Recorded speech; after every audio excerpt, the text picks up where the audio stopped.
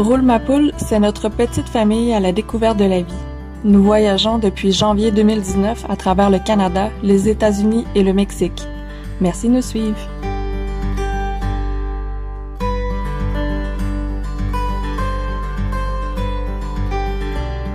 Nous prenons la route vers l'État de Veracruz afin de nous rendre dans la région Totonac, plus précisément à l'écoparc Chanat, situé à Papantla, afin d'en apprendre plus sur l'ultime cadeau qu'a fait le Mexique au monde entier sur un des produits les plus raffinés, utilisés et prisés du monde, la vanille.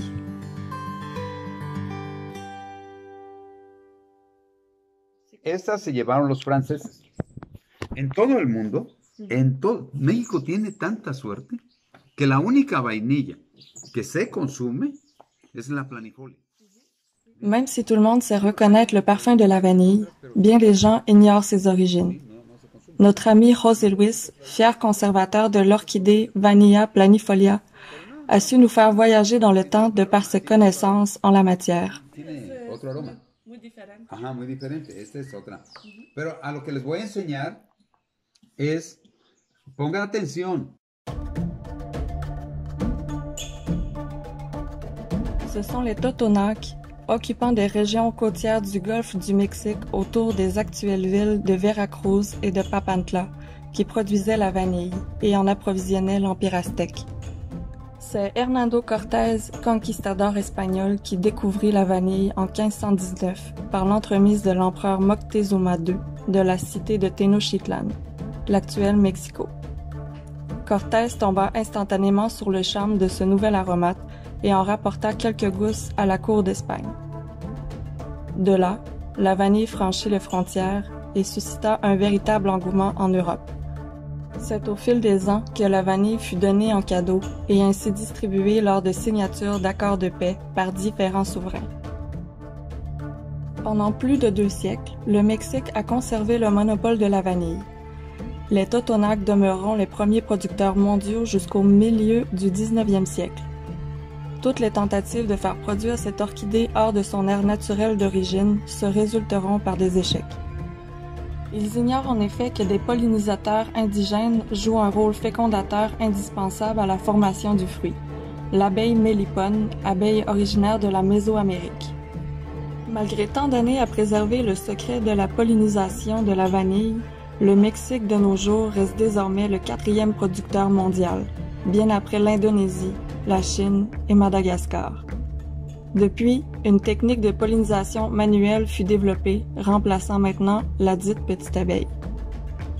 Que la naturaleza tiene un orden y tiempos. Entonces todo está bien hecho, perfecto y bien diseñado. Esta orquídea está en buen lugar. Así como yo hago, así hacía el Totonaca.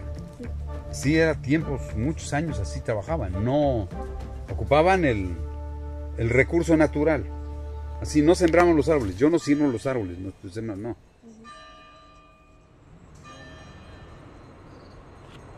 Nous partons mettre nos connaissances en valeur en allant explorer le centre historique de la ville de Papantla.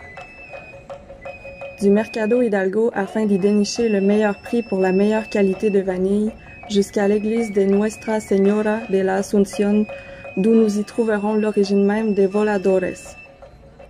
La danse du volador est une cérémonie rituelle mexicaine d'origine mésoaméricaine.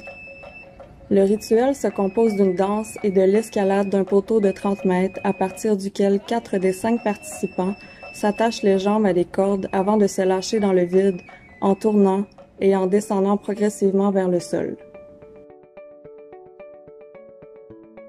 C'est ici, au centre de la ville, à la boutique Artesanias Cachiquin, que nous avons acheté 30 gousses de vanille de qualité pour environ 1300 pesos.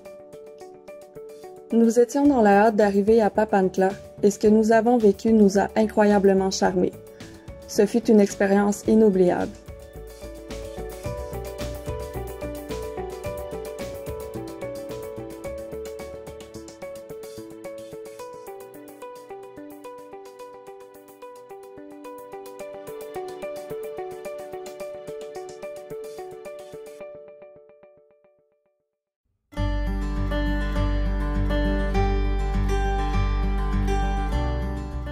Bien qu'elle soit familière aux amateurs de vanille depuis plusieurs décennies, la passion de cette entreprise renommée pour ses produits remonte à ses origines en Europe au 19e siècle. C'est en 1873 que Domingo Tossi émigra d'Italie, s'installant à une trentaine de